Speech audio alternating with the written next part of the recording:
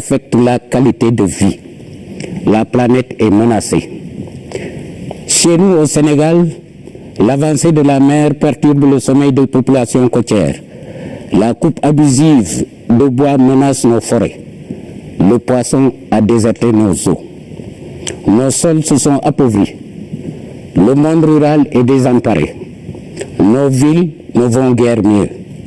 Canaux à ciel ouvert à Dakar, absence de réseau d'assainissement en banlieue et dans les régions. Chers concitoyens, chers amis écologistes, nous voulons construire avec vous un Sénégal qui gère de façon responsable ses ressources, un Sénégal qui protège ses forêts, un Sénégal qui lutte efficacement contre la dégradation des sols, un Sénégal qui garantit à tous l'accès à l'assainissement. C'est pourquoi le parti SEV, dont moi, Abdou Faye, j'ai l'honneur de présider, vous demande de voter pour le seul bulletin où apparaît une belle vache sur fond de verdure. Ceci est notre symbole. Le symbole de l'abondance, le symbole du bien-être, le symbole du changement radical à la prochaine législature pour une vie meilleure. Voter pour la liste SEV, c'est voter pour un développement durable. Vive le Sénégal!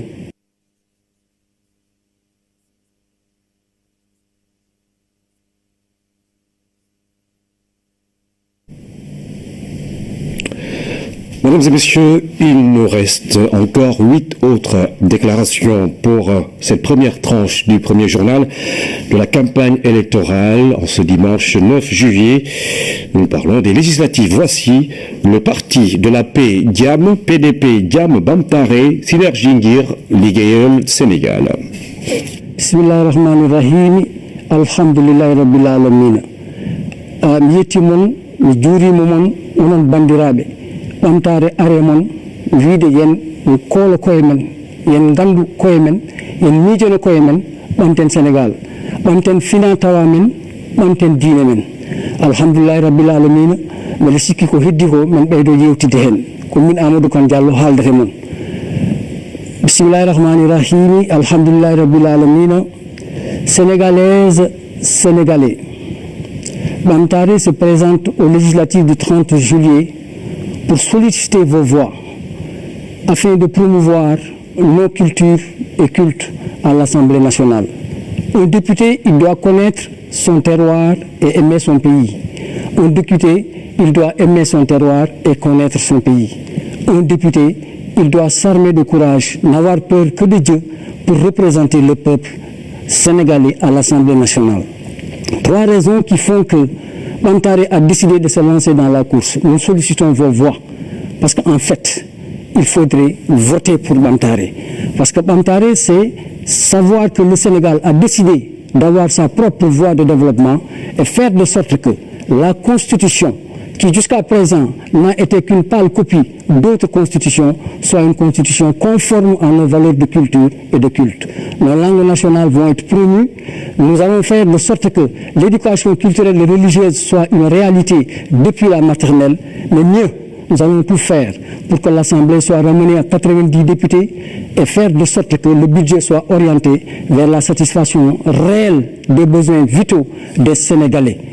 Et surtout ceux vivant avec un handicap. mbokk yi maa ngi leen di gërëm di leen sant lu mu leen di wax mooy nañu gëm suñu bopp xalaatal suñu bopp defar suñu réew. Nous allons écouter à présent la coalition Sénégal ca kanam.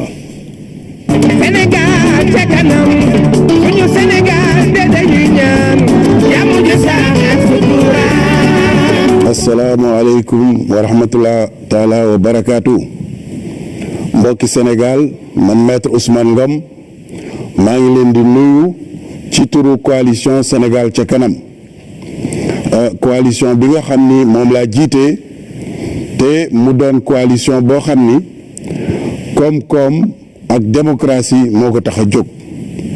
coalition bi ñëpp ñi nga xam ni ñu ngi yëngatu ci koom-koom ci Sénégal ñu ngi ci biir mu di mareyeurs yi di transporteurs yi di femmes entrepreneurs yi di acteurs de développement ak actrices de développement yëpp ñu ngi ci biir coalition bi. loolu nag lu bees la ndax bu jëkkoon ñooñu dañu leen daan ber wala di leen représenter tey nag ñoo teewal seen bopp coalition bi démocratie économique moo ko tax a jóg maanaam démocratie politique xeex nañ ko ba pare ci Sénégal sacrifice ya mu laajoon def nañu ko léegi li ci des mooy koom-koomu réew mi ñu fexe ba mu bañ a tag maanaam mu yaatu ba ñëpp gis ci seen bopp ba gox yëpp région yëpp gis ci seen bopp maanaam bu ñu amee croissance wala développement wala ñu am émergence waay mu bañ a yem ci benn groupe wala bañ a yem ci benn région wala mu bañ a yem ci benn gox mais mu tas ba ñëpp gis ci seen bopp ndax loolu mooy indi justice sociale loolu mooy indi équité loolu itam mooy suuxat démocratie mooy tax jàmm sax ci réew mi loola tax ñu dugal ci képp koo xam ni koom-koom soxal na la ci biir réew mi kon nag Sénégal ca kanam dem ca kanam dugg ci kaar bi ànd ak ñun jëm ca kanam. kilifa diine yaa ngi ñaan Sénégal ca kanam apprenti yaa ngi ci kaar bi la jeunesse du Sénégal. Nous allons poursuivre avec cette fois-ci la déclaration de la coalition Mbolo Wade. asalaamaaleykum yéen waa Sénégal man Farba Senghor maa ñëw tey di waxtaan ak yéen ci turu Mbolo Wade maa ngi nuyu nag xalif général des Mourides xalif général des Tidiane ak waa jàng bi yëpp maa ngi leen di nuyu. tey jii suñu sañoon dañ doon ñëw ci neneen ndax xam ngeen ni ci PDS ngeen ñu xamee woon waaye yàlla dafa dogal réeroo bu am suñu diggante ñu xañ ñu li nga xam ne moom la ñu bëgg moom la ñu xam muy le président Abdoulaye Wade waaye terewul nag. tey ñu fas yéene ñëw ndax balaa lu mu xam nañ ko jàngal nañu ko mën nañu ko yaakaar nañu ne ñii nga xam ne ñoom la fi bàyyi du ñu jëmalee parti bi fenn te mënuñu yóbbu réew mi fenn loolu moo tax ñu ñëw tey bi ñu génnee ñu ne ñun tam nañu jóg ñu wane ne ñun am nañu fulla am nañu fayda kon war nañu man ñun tam lu Sénégalais yi am Abdoulaye Wade am ko ñu mel ne Macky Sall am ko ñun tam ñu war ko am.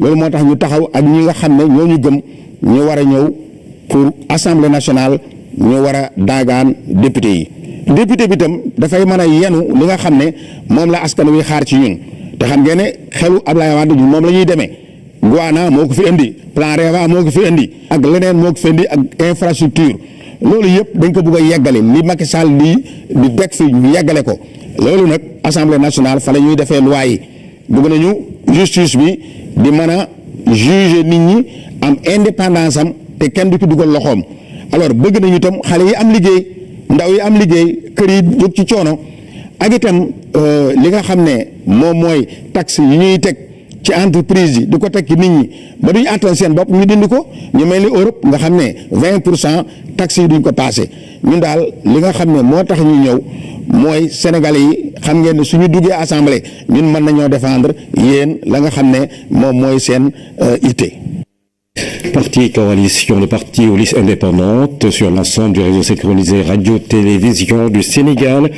Voici la liste indépendante Defar Sénégal. ñun waa Defar Sénégal ñun rek ñun ñoo fi mouvement indépendant bi nga xam ni dafa dem indi juróom fukki junni ci ay signature ngir bokk ci élection yi ñun utuñu récépissé ndax duñu parti politique duñu ay politiciens man Mamadou Sy Tounkara di jàngalekat di liggéey ci télé ak rajo yi man maa ko jiite. li tax ngeen war a votel Defar Sénégal suñu mouvement indépendant bi ñett la bi jiitu mooy ñun parti politique yi ñëpp gis nañ ne que dañu lajj ñi ñu yore suñu réew mi dañ leen fi war a jëlee ñaareel bi mooy ñun ñoo fi ñëw indi investir dugal si sunu liste yi ay xale yu ndaw yu am ñaar fukki at ak juróom dugal si ay mécaniciens ay menuisiers ay ouvriers ay inventeurs ñetteel bi nag moom mooy réew mi dafa jot ñu jëlee fi politiciens yi ngir liggéey ko bii mooy sunu bulletin da ngeen ko xool ngeen tànn ko 30 juillet ngeen votel Defar Sénégal ngir ñu jëlee fi politiciens yi ngir tàmbalee liggéey sunu réew. tegaat sunu réew si yoon dafay soxla ñu jëlee fi politiciens yi fi nekk boobu ba léegi ndax ñoom yàq rek la ñu mën luubal alalu askan bi guerre ak dige lu dul def looloo tax ñun waa mouvement Defar Sénégal ñun ñëpp ñu àndandoo wax benn kàddu jëlee fi politiciens yi. dafa jot nag ñu gaaw indi ci ay saafara lii amatul xaar loolu moo tax ay doomi réew bi jóg taxaw ni dañu war a defar Sénégal ñun duñu ay politiciens bokkuñu ci benn parti politique li ñu tax a jóg mooy jéem a defaraat li fi yàqu waaye tamit liggéey ngir taxawal ay xalaatin ak ay doxalin yu wóor te méngoo ak jamono. juróom fukki at ak juróom ñaar bu ñu moomee suñu bopp ba tey ci tubaab yi même nit yi même doxalin yi yàq suñu xew dafa jot ci bépp sénégalais nga jóg voté jële fi politiciens yi ngir defar Sénégal. Mesdames et messieurs, il nous reste encore 4 listes. Nous allons écouter tout de suite Citoyens pour l'éthique et la transparence, c'est Diarine Samaréoua. Sénégalaises, Sénégalais, mes très chers compatriotes, j'ai été et je reste obstinément votre humble serviteur, Moussa Touré, président et tête de liste du Parti citoyen pour l'éthique et la transparence, c'est Diarine Samaréoua, qui va aux législatives prochaines tout seul. Comme vous le savez, j'ai occupé d'éminentes fonctions, tant au Sénégal qu'à l'international. Ministre chargé à la fois de l'économie, des finances, du plan et du commerce, ambassadeur en Allemagne couvrant 6 pays, président de la commission de l'UEMOA durant 8 années. Et pendant toute cette période-là, je n'ai appartenu à aucun parti politique. Si j'ai pris la ferme volonté de m'engager en politique depuis 2009 avec des cadres, des universitaires, des étudiants, des jeunes et des femmes de toutes conditions, c'est parce que nous souhaitons restaurer le Sénégal du génie, le Sénégal de la grandeur et de l'excellence. Mais pour ce faire, il faut que l'exemple parte du plus haut, c'est-à-dire des institutions les plus importantes du Sénégal. Notre Assemblée nationale est une de ces institutions importantes. C'est pourquoi elle doit incarner, véhiculer et renforcer toutes ces valeurs-là, elles, comme ceux qui ont la charge de la diriger. Ce sont ces préoccupations qui ont amené notre parti à venir se présenter devant vous pour solliciter votre suffrage et votre adhésion massive pour qu'au lendemain du 30 juillet, notre pays se dote d'une Assemblée nationale qui est conforme au génie sénégalais, tant reconnu, apprécié et copié dans le monde. À présent, la déclaration du Front National Baatu Askan Wi FN BAW. Salam alaikum mbokki Sénégal maa ngi nuyu ñi ci biir réew mi ak ñi ci biti réew mi maa ngi ci jiital kilifa diine yi ak kilifa aada yi di wax ni ci jamono ji nga xam ne ñoo ngi jëm ci jongante xelu Sénégalais yëpp fu ñu mënta nekk ci biir ak ci biti seen xel yëpp ci lenn rek lay dem mooy jàmm ci réew mi di ñaanal yàlla wàccee fi nawetu jàmm yàlla sëmbartalam jàmmam tamit ci biir réew mi bi nga xam ni jongante yii ñu jëm dañu ci génn ak alhamdulillah man Mansour Ndiaye di yëngu ci wàllu microfinance nekk ci expert xarañ ci lool yàgg ci liggéey ci Afrique ak ci àdduna bi ma jiite la coalition Front National Baatu Askan bi nekk ci ak ay jàmbaari fàkk tëdd nga xamante ni ay jigéen ak ay góor ci biiri Sénégal ak ci biti Sénégal ñoom ñëpp mandargawoo ci développement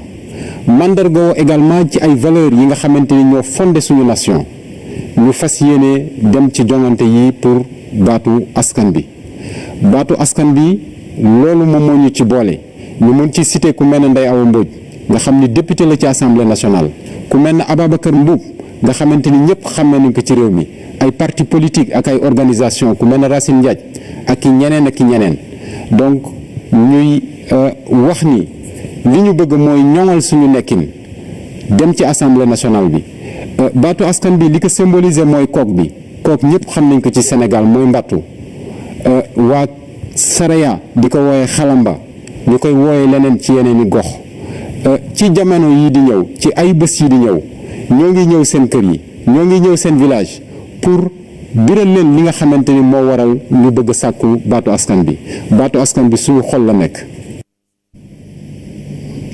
Avant-dernière liste pour cette première tranche du journal de la campagne. Voici la Fédération démocratique des écologistes du Sénégal, FEDES, Ande Natal Sénégal ak Aïdar.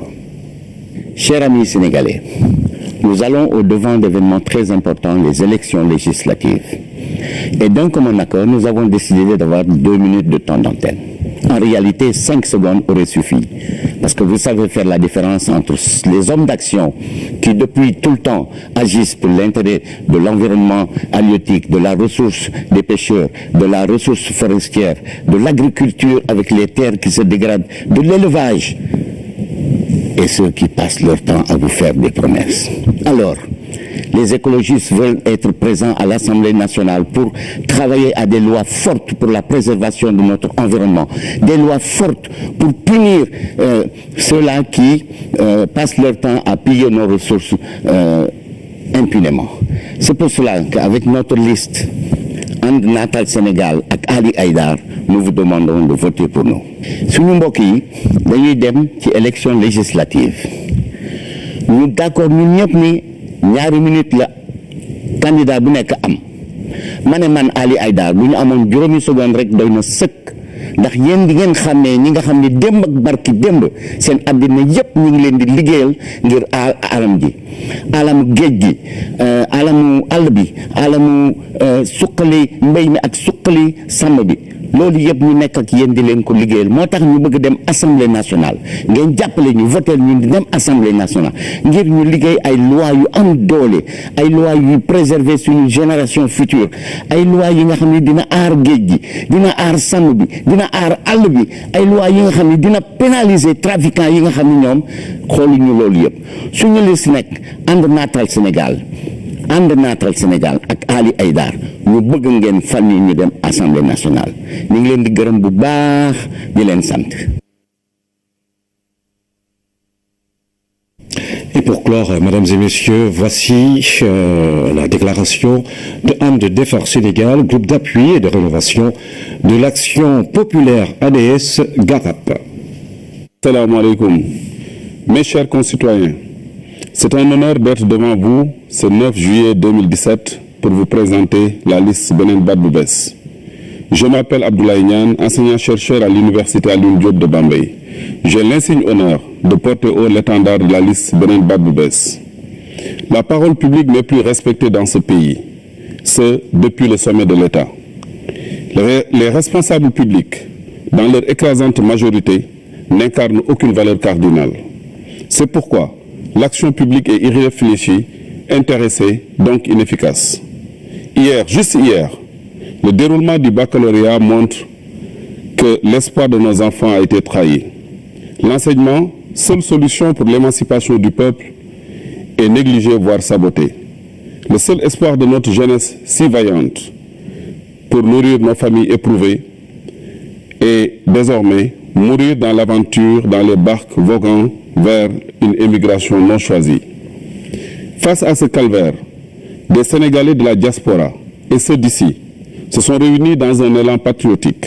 Étrangers jusque-là au champ politique, ce sont des hommes et des femmes compétents et ayant largement réussi leur vie professionnelle. Mais que serait la réussite individuelle dans ce désastre social? Nos listes sont animées par des hommes et des femmes dont l'ambition est de porter nos valeurs, celles qui font le Sénégal. Nos politiques publiques, nos lois, seront sous le sceau de ces valeurs et de cette vision authentiquement africaine. Elles enjambent l'accident colonial, sans renier ses apports, et s'inscrit dans une historicité dont Cheikh Anta Diop nous a ouvert les pistes. Elle s'abreuve aux sources universelles de toutes les religions.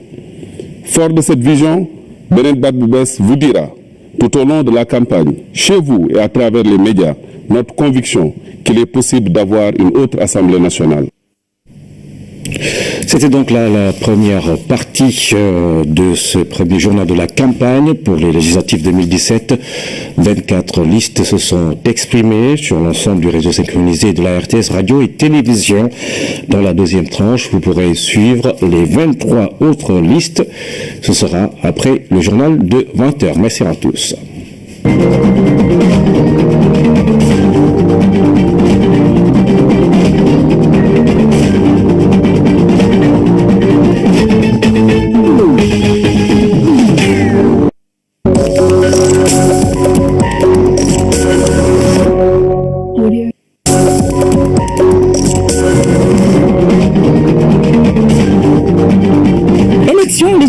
législative dëgmal na fii ci suñu réew ni ko RTS cosaanoo defee dinañ leen dégtal jàkkaarloo bi parti politique yi di am ak askan wi jàkkaarloo yooyu nag ñu daal di koy tuddee temps d'antenne